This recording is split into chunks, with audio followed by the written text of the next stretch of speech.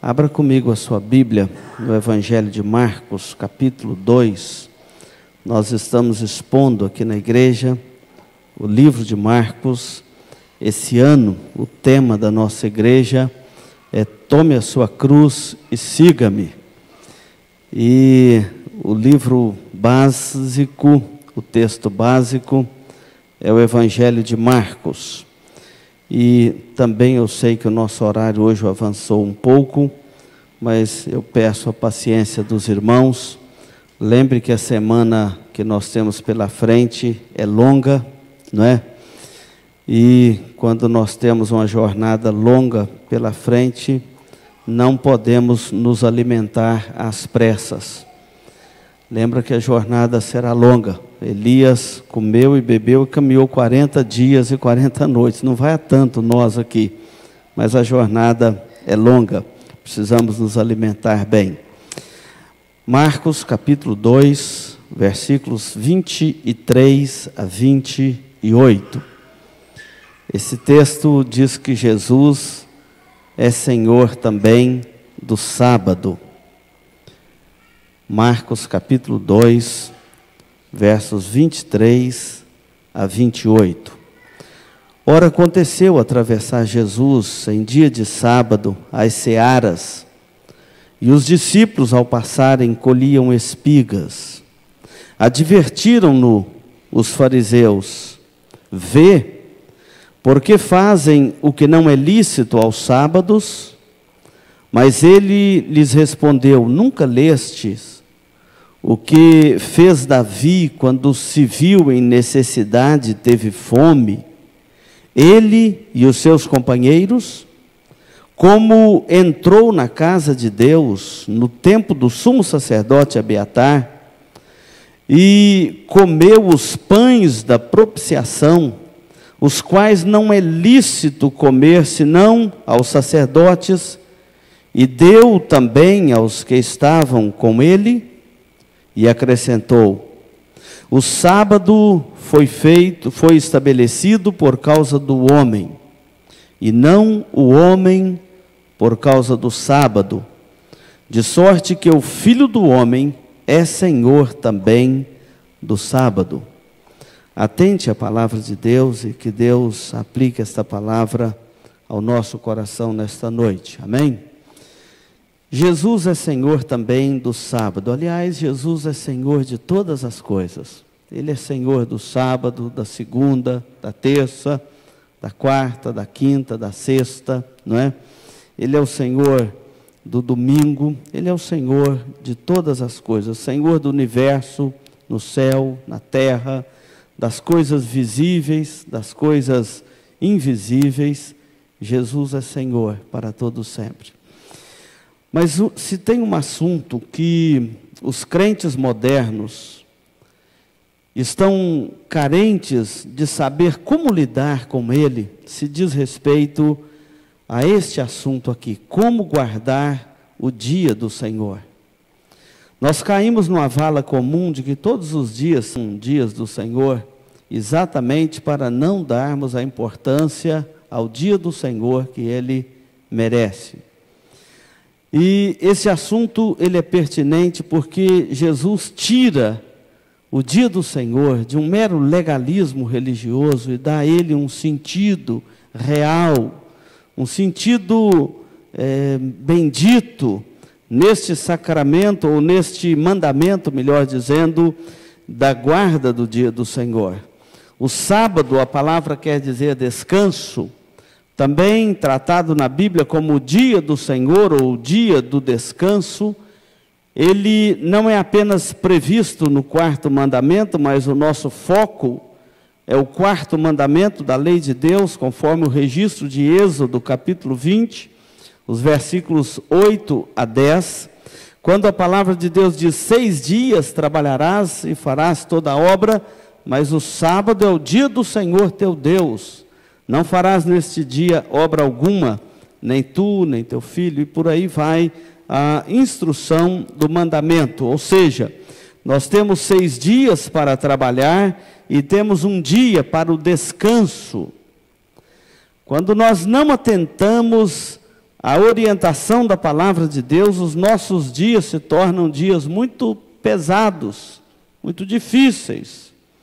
Eu acredito que muito do estresse da vida moderna está ligado à necessidade de atentar a este mandamento da lei de Deus.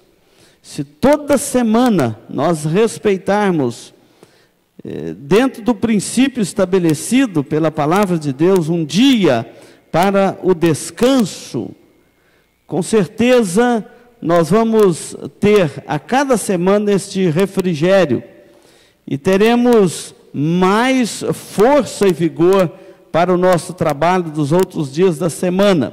Então, na verdade, nós precisamos de atentar a isto.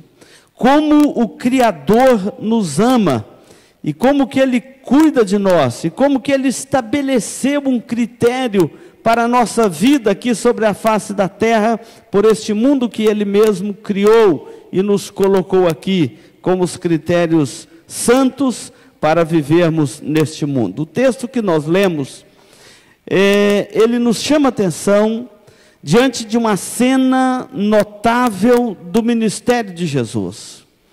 Nós estamos caminhando com Jesus aqui no seu ministério pelo livro de Marcos, o Evangelho de Marcos.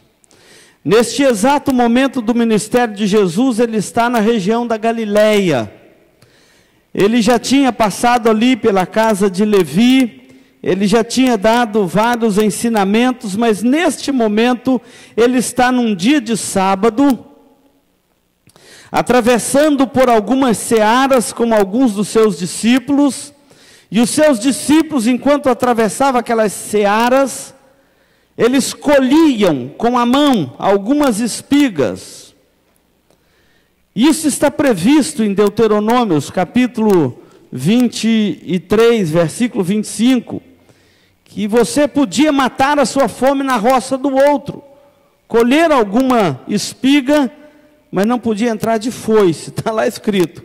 O fato de você ter liberdade de colher alguma espiga, não te dava o direito de entrar de foice na roça alheia. Mas para saciar a fome naquele momento, era comum na cultura judaica este procedimento.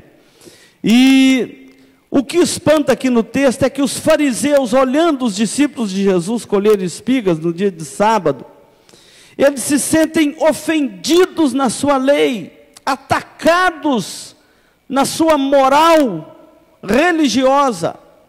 E eles então indagam a Jesus e diz: vê, o senhor não está vendo que os seus discípulos estão colhendo espigas, fazendo aquilo que não é lícito fazer no sábado?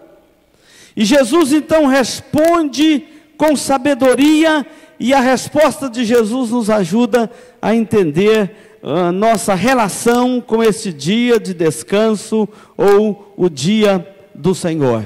E eu quero fazer apenas três aplicações desse texto a nós nesta noite. A primeira delas é que, a respeito do dia do Senhor, é que não é um dia para meros formalismos religiosos. O mandamento do Senhor aqui, ele não podemos vê-lo desta forma como os fariseus estavam vendo aqui no texto. Ver porque fazem o que não é lícito aos sábados, é a indagação aqui dos fariseus. Nós conhecemos pela leitura dos evangelhos que os fariseus, eles são descritos ao longo dos evangelhos sempre como um grupo religioso, uma seita do judaísmo, muito dada ao formalismo religioso, muito apegado ao aspecto exterior da religião, exterior da lei de Deus, muito apegado às cerimônias religiosas, às aparências formais da lei de Deus, as tradições, e muitas delas inventadas pelos homens. Os escritores da Bíblia e comentaristas bíblicos, eles dizem que só neste quarto mandamento, sob a guarda do dia do Senhor, os fariseus, os rabinos haviam acrescentado 39 regras extraordinárias a obediência ao mandamento do Senhor. E agora o povo já não sabia mais se obedeciam o mandamento ou se obedeciam às regras, ao formalismo que eles deram à guarda do dia do Senhor. Mas por outro lado não faziam nenhuma questão da santidade na vida, do arrependimento que o mandamento do Senhor requer de nós, a vida de fé e de comunhão com Deus, uma vida que retrata os atos de misericórdia de Deus. Não, para eles bastava a formalidade do mandamento, bastava uma obediência cega a este mandamento ou aos mandamentos da lei de Deus. E aqui, irmãos, eu chamo a atenção de cada um de nós. Há um risco que todos nós corremos diariamente na nossa vida cristã, de cair para o legalismo da lei de Deus ou da palavra de Deus, em vez de atentarmos à vivacidade da palavra de Deus para os nossos corações.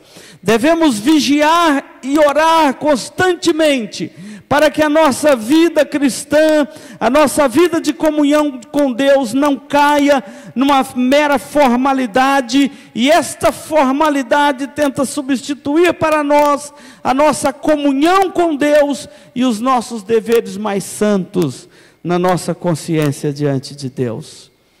Nós encontramos na jornada da vida cristã muitos corações vazios de vida, de fé, de comunhão com Deus, de misericórdia, da palavra de Deus, e ao mesmo tempo apegados a alguns formalismos, meramente formalismo da religião. É um risco que todos nós corremos. O apóstolo Paulo enfrentou isto já no primeiro século. Na sua primeira carta que ele escreveu, foi exatamente para combater este aspecto, uma mera formalidade substituindo a vivacidade do cristianismo. Foi na igreja dos Gálatas, e ele então advertiu os Gálatas assim: guardais dias, meses, tempos, anos, receio de vós, que tenha eu trabalhado em vão para convosco, em vez de um evangelho que liberta, uma religião que meramente escraviza. É um perigo que nós corremos. Uma segunda lição que esse texto nos apresenta é quando Jesus cita aqui as Escrituras para justificar a atitude, porque ele não iria repreender a atitude dos seus discípulos. Então, a nossa aplicação aqui é a seguinte: como é bom conhecer com discernimento a palavra de Deus. Eu não sei como você lê a sua Bíblia. Eu vejo pessoas que falam assim: olha, já li a Bíblia 50 vezes, mas parece que ela não desceu ao coração. Ela não fez muita diferença. Ler a Bíblia tem que fazer a diferença para nós. Estudar as Escrituras tem que fazer diferença para nós, porque a palavra de Deus é lâmpada para os meus pés e é luz para os meus caminhos.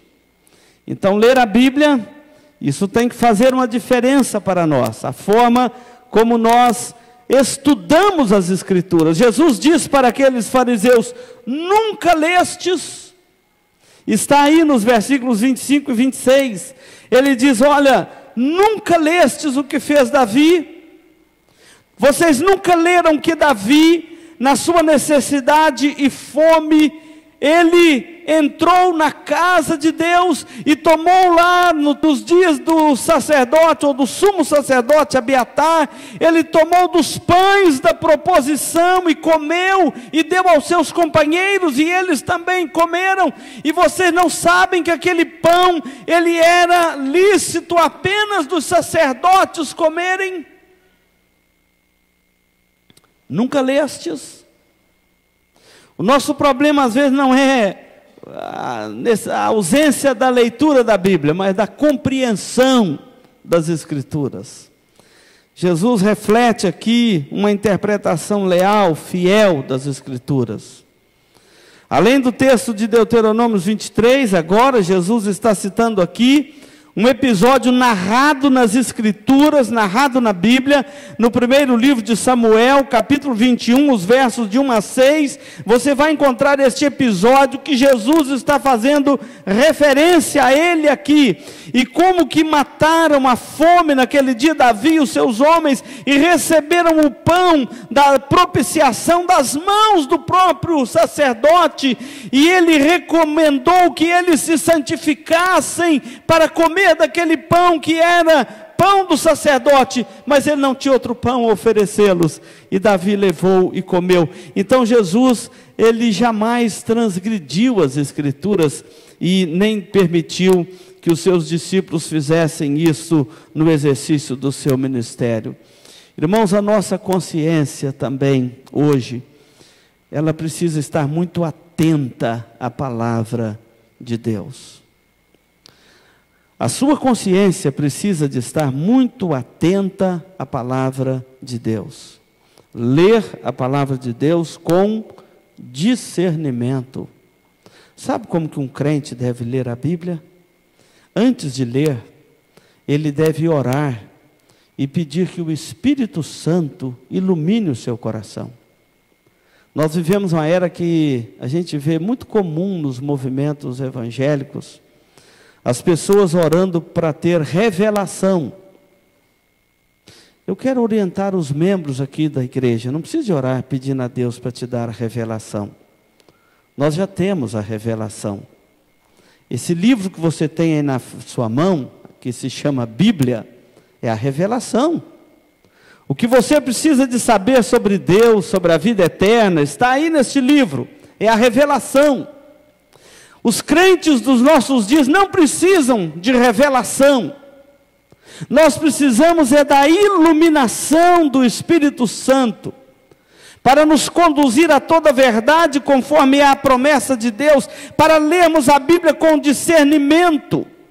Porque não resta dúvida que muitas coisas que acontecem no meio religioso nos nossos dias, nada mais é do que imposição de líderes religiosos e de tradições religiosas sobre a consciência do povo de Deus, que não provém da palavra de Deus, que escraviza mais do que liberta, que coloca um fardo religioso sobre o ombro de um pecador, que não pode carregá-lo, senão com os sofrimentos próprios de uma superstição religiosa.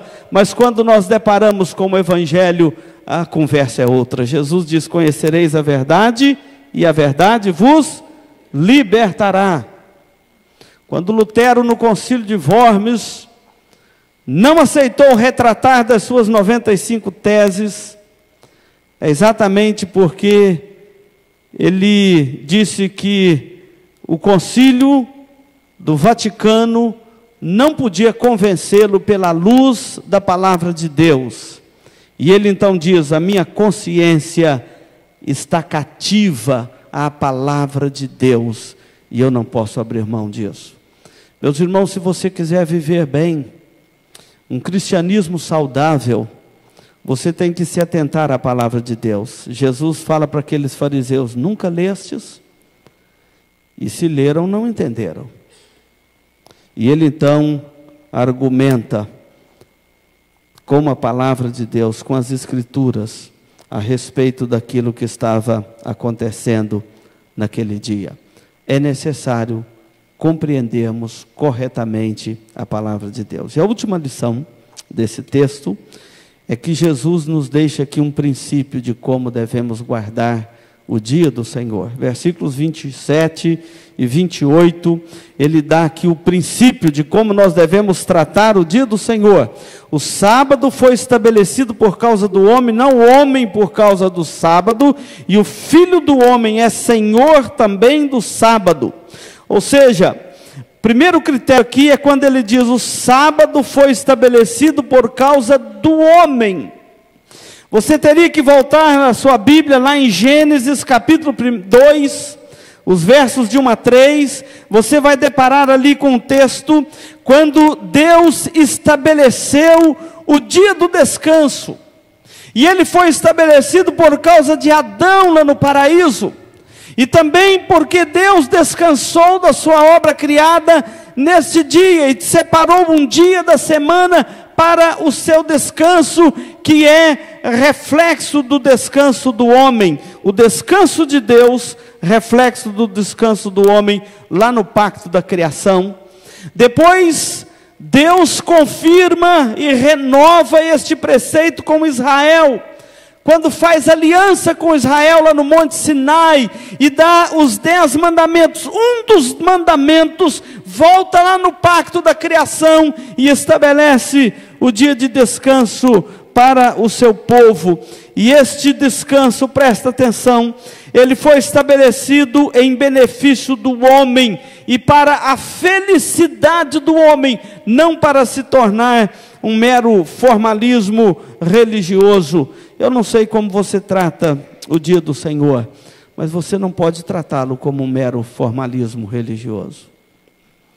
Esse dia é estabelecido por causa do homem, e é por causa da qualidade de vida que Deus quis estabelecer para o homem viver sobre a face da terra. É a comunhão com Deus da criação, e a comunhão com Deus baseado na redenção. Esse dia foi dado para se tornar para nós uma bênção. E esse dia precisa de ser uma bênção na sua vida. Esse dia, ele foi dado como uma dádiva, não como um fardo. Esse dia foi dado como uma graça, e não como um sacrilégio. Esse dia foi dado para o benefício do homem. Não foi o homem que foi feito por causa do sábado, mas o sábado por causa do homem. E é interessante você observar isto, porque complementa Jesus dizendo, porque o Filho do Homem é Senhor também do sábado.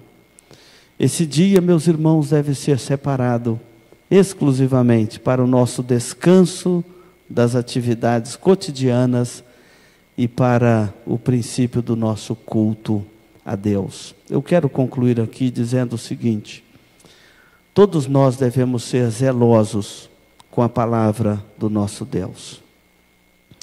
O dia do Senhor deve ser recebido por nós como uma dádiva divina, como um dia especial, um dia separado de forma muito especial, separado para o serviço divino, separado para o descanso do nosso coração em Deus, para que os nossos dias não sejam contados constantemente em aflição, mas temos um dia separado para descansarmos o nosso coração em Deus. E esse dia do Senhor é o reflexo do descanso do coração do povo de Deus no Senhor nosso Deus. Se você olhar Mateus capítulo 11, versículos 28 a 30, você vai ver que quando Jesus diz que Ele é Senhor do sábado, Ele está querendo dizer assim: o seu coração vai descansar em Deus, se você descansar em mim. Quando nós aprendemos a descansar o nosso coração em Deus, nós encontramos o verdadeiro sentido deste dia do Senhor, o dia do descanso. Mateus capítulo 11, 28 a 30, Jesus está dizendo assim: vinde a mim, todos que estáis cansados e sobrecarregados, e eu vos aliviarei. Tomai sobre vós o meu jugo e aprendei de mim, porque sou manso e humilde de coração, e achareis descanso para a vossa alma. Sábado, achareis descanso para a vossa alma, porque o meu jugo é suave e o meu fardo é leve. Irmãos, esse dia é um dia de graça, porque é um dia para nós aprendermos a descansar o nosso coração em Deus. Quantos aqui vivem aflitos segunda, terça, quarta? Já pensou você não ter nem um dia da semana para descansar o seu coração em Deus? Quantos que vivem assim de forma tão angustiante, não encontra paz para o coração. Então Jesus está dizendo: vinde a mim, descansa em mim.